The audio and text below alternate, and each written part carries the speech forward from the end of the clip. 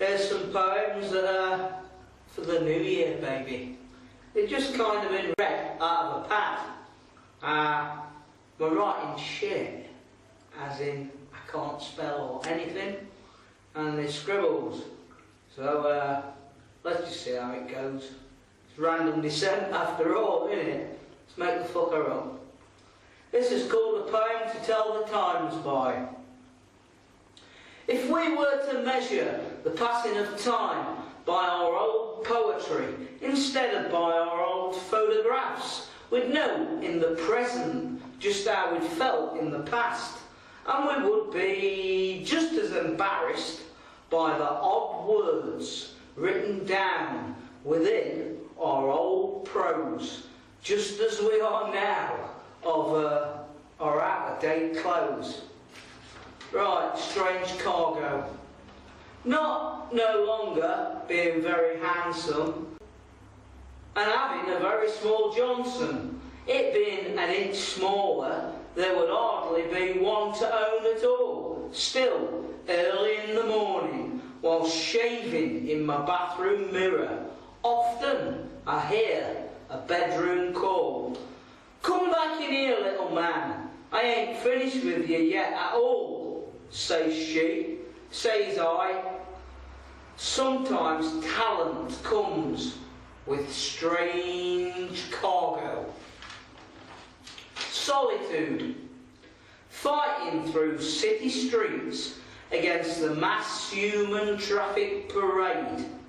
Through lines of impossible people swarming ant-like towards no thing. Fighting against the click and clang and clack of till receipts and the daily theft of shopping. Against the overwhelming stink and stink of inner city everything. Sometimes solitude, no people, no nothing is a wonderful, wonderful thing.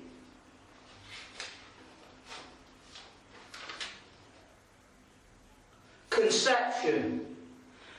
Just as sure as we were all born naked from the collision course some call love, with just a sigh and a cry in the grunt and groan of a fuck. Some of us were born unto privilege, whilst others hard luck.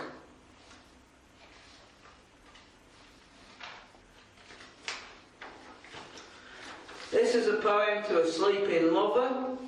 Seems last night we got on well, as mutual intentions were struck up.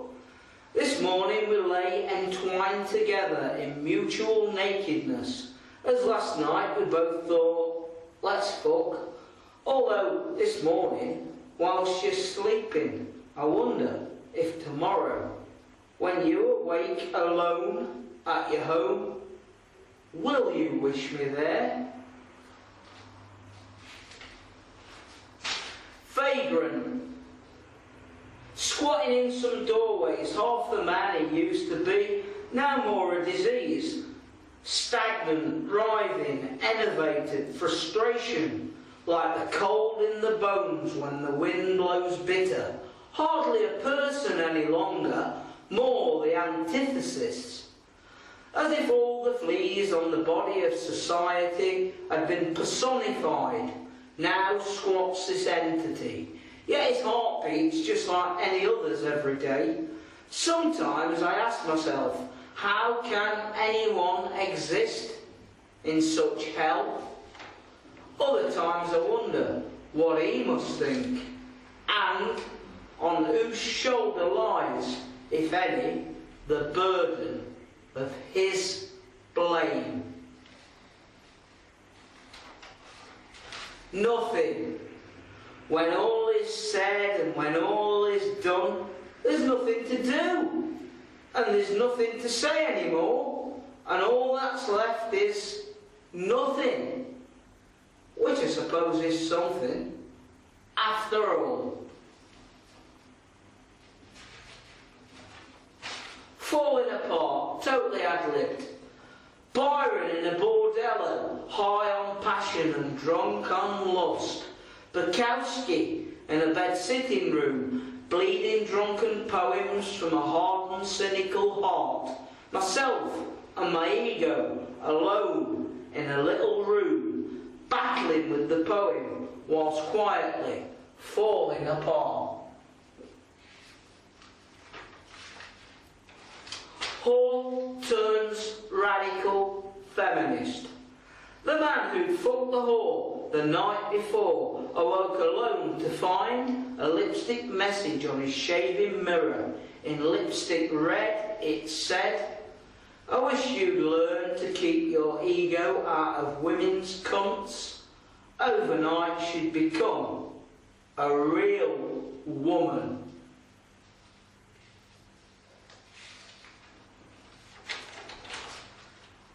The black cat sat on the mat. A homeless, cool, sleek black alley cat snuck over the walls of Buckingham Palace, crawled into the big house through an unattended window, then sat on the Queen's fireside mat next to her favourite corgi and clawed its fucking eyes out.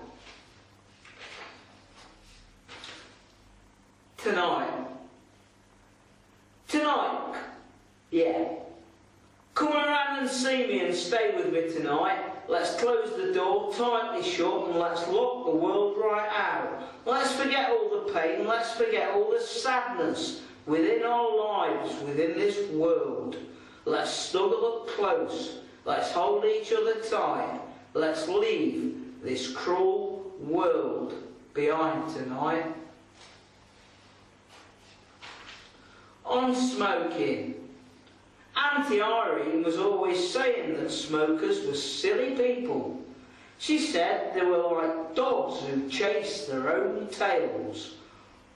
Uncle Ted would smoke 60 cigarettes on Monday, then on Tuesday morning go out to the shops to buy another 3 packs. Auntie Irene lived till 86 years old. She had sense.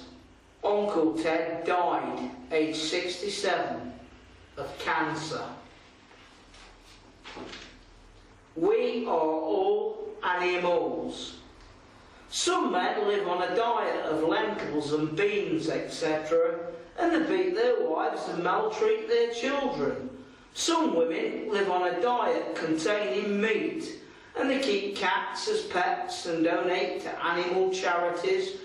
Well, anyway, Peter Singer, the animal rights academic, says we must love animals and not eat meat. Because they're sentient beings. I guess he might be right. He seems a nice man, although I don't know him personally. However, I do know this, that humans are only just a branch of apes with just a little bit more added. And if you don't agree with me, then take a closer look at the MPs that are running your country. A mother's moral.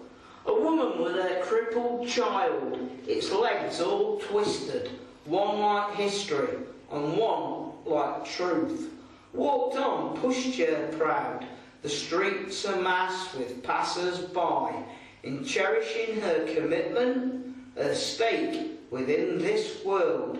She was totally oblivious of her moral displayed to all. A contribution. When I was a child, I once gave an old tramp a few coins and I asked him where he was living. He retorted, "Next to you, or else I would be dead." Back then I considered his answer to be strange. Now I'm older, I no longer do. A gerbil named Goebbels. I had a gerbil. I called him Dr. Goebbels, and he lulled me into a false sense of security by letting me stroke his fur. Then when I was feeling complacent, he'd jam his fangs into my hand. Clever little bastard that he was. right up until the day that he died. This is for a girl I knew, a rich girl called Jenny. Poor little poor boy. With the presence of someone astutely aware of their presence, she spoke in a voice as smooth as silk, each word neatly rounded at the edges, each sentence neither too long or too short, punctuated correctly, all vocalised in the voice of a merchant banker's daughter.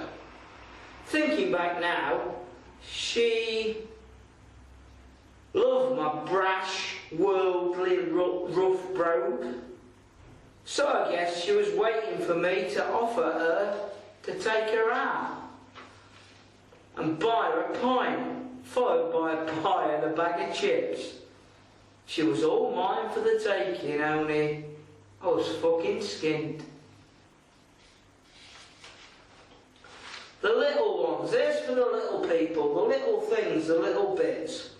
The little ones are the real deciders, the fractions that constitute the equation, the individual brushstrokes that capture the likeness, the moment of decision for the embrace of lovers which leads to the act that creates the new life, the right word spoken or the flash in a face that dictates friend or foe. The little ones are the real important ones, and they are truly the ones that dictate what is to happen or what is not. There's a new one, it's called My Best Year. I know a guy, Mick's his name. He owns 4 cars, a large mortgaged house and a pile of credit. Has 4 children, has been married to the same woman for 25 years, has worked at the same job for 30 years, and besides his many messy affairs, is not such a bad guy. Still, he always says to me every time he sees me, the best year I ever had was when I was 12 years old. Personally, I own no cars, no house, I owe no one in this world any money or any favours. I've worked in many useless, boring, dull jobs. I've worked much harder, though at never having a job. To my knowledge, I have no children for certain. I've done quite a few things. I've seen quite a few things. And all in all, it's been interesting and worth every single minute. I cross my fingers and hope that my best year is yet to come.